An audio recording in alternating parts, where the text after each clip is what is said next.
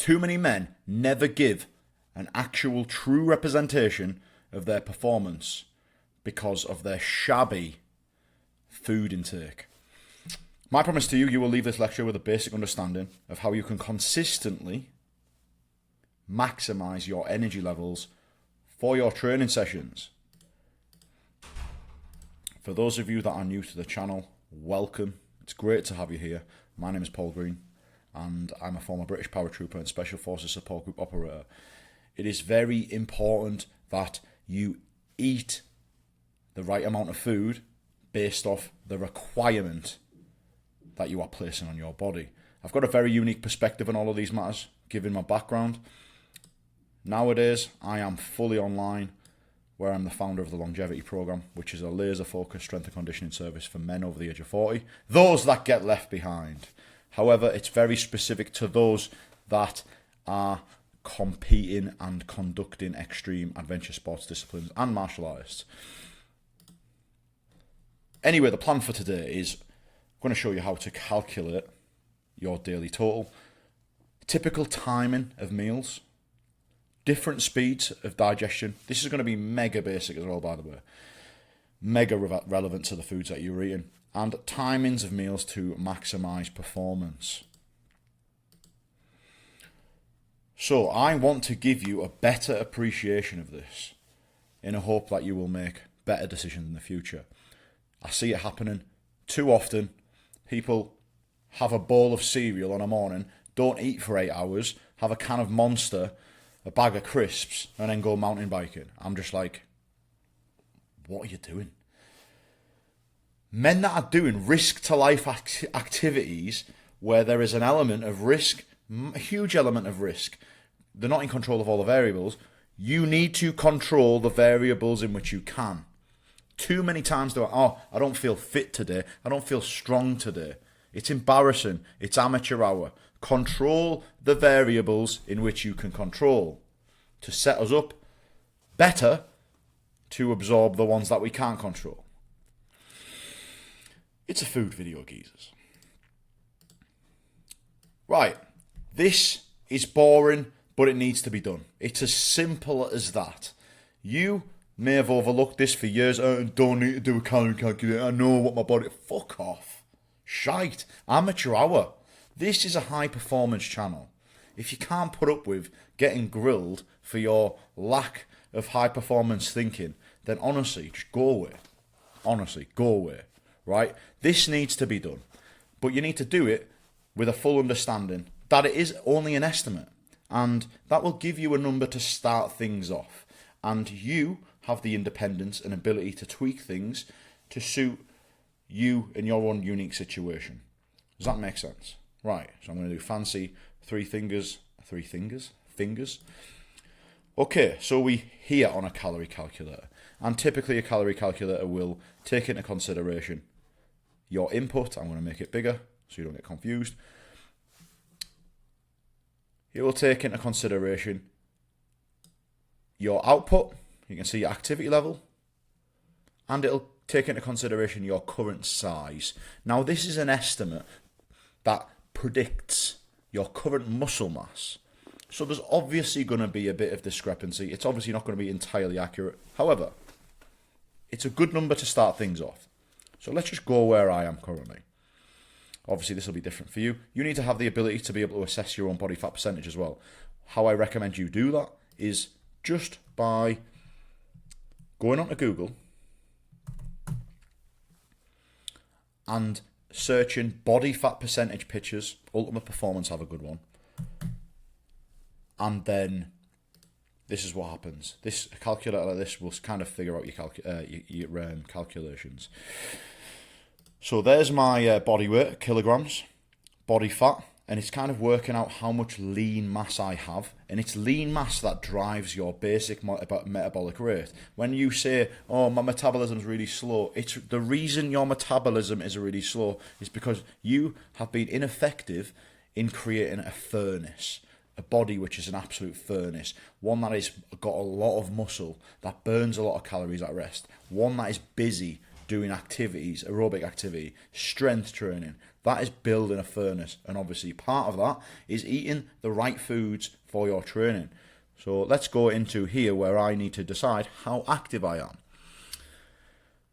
Don't be too stupid with your activity levels. Have a bit of humility and err on the side of caution, and be conservative in your estimate with this. So I train really hard 5 times a week, right? So I could easily say that I'm very active, and it says 6. I'm not going to click 6. I'm going to go, okay, cool. And there we are. So I'm on the 1.55. My maintenance calories, for me to maintain good level of performance, I need to be eating 3,245 calories. What I then do with that is I then distribute that across my meals in the day. Does that make sense? So this is the number you need to have to achieve performance if you are training hard 3 to 5 times a week. Does that make sense? So you need to do this to give you the number to start with. And I don't mean that you need to eat 192 grams of protein and 72 grams of fats and all that boring shit. You need to generate a meal plan off this number to ensure that you have enough energy to do what you need to be doing. It's that simple. It's a numbers game. But, of course, food is very nice, it's very enjoyable, and there's a lot of hormones at play when you consume food or potentially think about consuming food. So there's your estimate. You've got your number. Distribute that across 4 meals of the day. You can't really go wrong. But people don't do this. Most people won't do this. Most of you watching this video now will not do this. It's just the reality of the situation. Because it's food. I know my own body. Bollocks. You'll be very surprised by how much you are not eating when you actually figure out the number. And just do it. Do it for a week. Do it for 2 weeks. And let me know how your performance in the gym is as a result of this. What's next? Timing of the meals. Typical timing of meals. You know what? Let's make myself a little bit bigger. We have breakfast. Breakfast, the most important meal of the day. Then we'll have lunch at about midday. Then we'll have dinner at 4, 5, 6. And then we'll have something later on in the evening. Supper. 4 meals. And maybe a couple of snacks dotted around them. That's the typical timing of meals. However, I know men, and I know sometimes they miss breakfast, that sometimes they miss lunch. What if they train mid-afternoon and they're missing lunch? Amateur hour again. Like, what on earth are you doing? Seriously, it blows my mind that you can sit there and complain about your performance and say things like, I'm getting old, I'm not as strong as I used to be, I'm not as fit as I used to be, and all you've had to eat that day is a bag of crisps. Are you serious? Give yourself the best possible chance to represent yourself physically. Typical timing of meals. There needs to be a bit of flex within your timing of meals to include a huge appreciation for your training session. And I'm going to go into that shortly. Make myself a bit smaller. Never mind. You know what? Never mind. I'll keep myself big today. Feeling massive. Anyway. Different speeds of digestion for different macronutrients, right? Carbs, protein, fats. Carbs typically can vary a lot. You've got fast digesting carbs that are usually the heavier processed carbohydrates, and then you've got complex carbohydrates, which are less processed, more fibrous. So you can strategically place them around your training sessions to get a certain high energy throughout your training session. For example, you might want to have complex and simple carbohydrates half an hour before your training session to ensure that you have enough energy to carry you over the latter parts of the session and also the sudden energy boost at the start. Does that make sense? However, if you have protein before you trained, protein takes ages to digest. Protein will keep you full for longer. So protein's not going to serve you to have before a training session. And another consideration is fats seem to slow down digestion as well. Now, these are very useful. If you're on a weight management plan, you can utilize these variables. However, just for high performance in training sessions, carbohydrates before and after the training session. And it needs to be a mix of complex and simple carbohydrates. And you might be looking at this thinking, oh, well, I don't like to eat before training because I get bloated, I feel sick. Listen, if you don't eat during the day and you expect high performance, it's just not going to happen. There is nobody that breaks a world record fasted. Everybody that I know that I've seen breaking world records, they're having like oats before they do their marathon runs and stuff like that. They're always eating carbohydrates. And yes, there's an argument for the long-term effect of eating carbohydrates 10, 20 years down the line. Okay, there is definitely an argument for that. Intolerances, gluten and stuff like that, testosterone. There is an argument for that. However, for performance, high performance, today, carbohydrates are necessary. However, it needs to be the right carbohydrates for your training. For example, if you're doing a low-intensity activity, a really low-intensity activity, there may not be a requirement for that complex and simple carbohydrate before the session. You might just get away with just water or just a normal meal, an hour before. There may not be an extra requirement. Does that make sense? So different foods digest at different speeds. It's important that you have the ability to time them accordingly so that you have the energy when you need it. Instead of sat there complaining in the gym that you're absolute dross, when you're not, you're just an idiot. Like, you're not unfit, you're not strong. You're just an idiot with your food. So I'm going to bring up an example from the longevity program and how I allow the geezers on the program to have a little bit of flex. So then they train at certain times. They always need to eat a certain thing before they train, and they always need to eat a certain thing after they train. So to ensure energy demands are met and remain high through a logical approach. And I have complete sympathy, complete empathy with you when you think, oh, food, yeah, but food's so nice. I agree with you. I'm a man. I love food. I love beef ribs. I love barbecue. However, I'm not going to have that before I train. So it's important to consider this stuff because you just need to get one thing right, and that is your pre and post gym meal. And then decent foods around your training sessions, happy days. But the most important thing for performance is your pre and post gym. And it's the thing that gets overlooked most times because I just feel so bloated. I don't want to eat before I train. Get a grip. Honestly, get a grip. Amateur hour. If you want to do amateur hour, go and watch Joe Wicks or something like that. Right. The 3-finger stroke is coming in. And we are at a meal plan from one of the gentlemen on the longevity program who started about a month ago.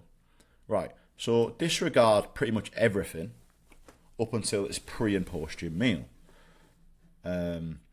Anyway, look, this is his number. This is his calculation at the start. I've then generated a meal plan based off that number.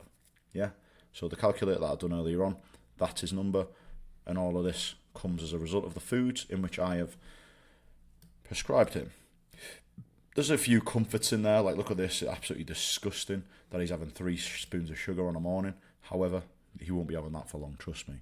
But I just thought, you know what, I'll give him a little treat to keep him happy at the start. Anyway, everything's pretty standard stuff. Easily digestible foods, oats, protein, peanut butter on a morning. Right, the reason he's having that on a morning, it's well away from his training session. This is going to keep him full for a while. And when you have foods that keep you full for longer, you don't want to do that before you train. You don't want to have this before you don't have peanut butter before you train, or you don't have protein powder before you train, because that food's not going to be digested by the time you're absolutely in the depths of your training session. Huel before a training session, it's probably not a bad one actually, because it's ground oats or whatever it is. Again, pasta, very high in fibre. You don't want to be having pasta directly before you train because it won't have digested. Chicken breast, cheddar cheese, beef option. This is his evening meal, I think. It's meal number 2. Options, he's got rice. Rice before training session, probably not a bad idea actually. Beef again, you want to be trying to avoid protein before a training session, and that's why these aren't before his gym session. Anyway, pre-gym, how simple is this? Bosh. Oats, jam, almond milk, or water. Complex carbohydrates to see him through to the latter part of his training session. Simple carbohydrates to give him that initial boost at the start. How simple. And how many of you aren't doing this every single time you train? If you want to train to a high standard, if you want to compete in rock climbing, or if you want to compete in martial arts, you've got a comp. Are you gonna think about what you're gonna eat that morning for breakfast? Yes, you are. Why don't you do it every day? Why doesn't your high performance matter every single day? Why do you get lazy all year and then turn it on when you're competing? It's pathetic. It really is. And post-gym, yeah, he's got a shake. A shake will see him through till he has his meal. And again, everything, he's on a weight management meal plan. I'll just touch on this while I'm here. And the most important thing of any meal plan on the longevity program is their pre and post-gym. Literally, get that in. When you are training to a high intensity, get your pre-gym in. Because your energy, you need to be performing to a high standard in the gym. Or you're just going to be an absolute loser. And, you know, who wants losers? It's not good enough, geezers. You're better than that. So there's your example. And something as simple as that, you want simply digested carbohydrates, both complex and simple. However, if you are doing a short training session, which not many of you are, then it needs to be probably simple, like a couple of bits of fruit or something like that. So now bringing it back into the adventure and extreme sports disciplines, which are highly unpredictable, and that's why we love them. Right? For many people, maybe it's something to do with maybe it's something. My God, we're there. Maybe it's something to do with because you know you can get away with very little fuel and still perform. Because in high risk situations, maybe because you know in the back of your head that you can get away with it without even thinking about food, fueling yourself logically. You just do. But deep down, you know and appreciate that you could probably be better with that. And I always say, control the things you can control. You know what I mean? Give yourself the best possible chance. I just see it. It's just annoying. It's annoying when somebody says to me in the gym, you know, I'm feeling tired today. I'm not with it today. Well, what have you eaten and what have you drank today, big lad? And you'll find that they haven't eaten for like 6 or 7 hours, and I'm just like this. Some of the best martial artists I've trained with have not eaten for 6 or 7 hours before a training session, and I'm like, imagine if you just had some oats and jam before the gym session, and imagine if you had like 2 or 3 litres of water today and a couple of meals that are close to their whole food, you know, plenty of whole foods, like a couple of meals before training and pre-gym meal. Imagine how they perform then. But the comeback is, I just can't digest food, I get too bloated. You've got feelings, and you've got the logical thing to do, and you've got the emotional thing to do. And your body will start to digest the food. It will. As much as you sit there, it's amateur hour stuff, lads. And that's why I mention it, because when I see this, a regular occurrence, a regular display of amateur hour, I get a little bit salty, and so much so, I have to do a video about it. So hopefully this doesn't catch you out. And hopefully you can just bring it all in and just tighten that up and really receive the fruits of that, because not many people are doing it. And to be honest, if you do it, you can just laugh at everybody else that doesn't, and obviously say, get a grip of your diet. Let's be honest. So to wrap it up, you do not have a right to complain about your performance if you are not fueling your body correctly. And it doesn't have to be complicated. It doesn't have to be like mega healthy, eating, you know, fruit and veg all the time, and, you know, eating the best superfoods or whatever. It doesn't have to be like that. It has to be as simple as possible to make sure that you have the right amount of fuel for your demands, your weekly demands. And in our lives, we have a lot of things that are out of our control. So make sure that you control the ones that you can, whether that's a gym session, the reps that you're doing, the tempo of your reps, the exercises in which you choose, in order to benefit our performance. Skiing, wakeboarding, surfing. When we can be in control of all the variables, take full advantage of that. My promise, you will leave this lecture with a basic understanding on how you can consistently maximize your energy for your training sessions. And life. Do you know what I mean? Like, the key thing here is consistently. Have a consistent state of high performance. You are not given a true representation of your performance because you are being inconsistent with how you fuel your body.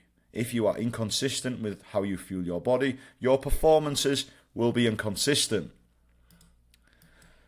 Amateur hour. Gentlemen, 21 minutes. Very important video. Don't fall into this amateur hour type of behavior. High performance.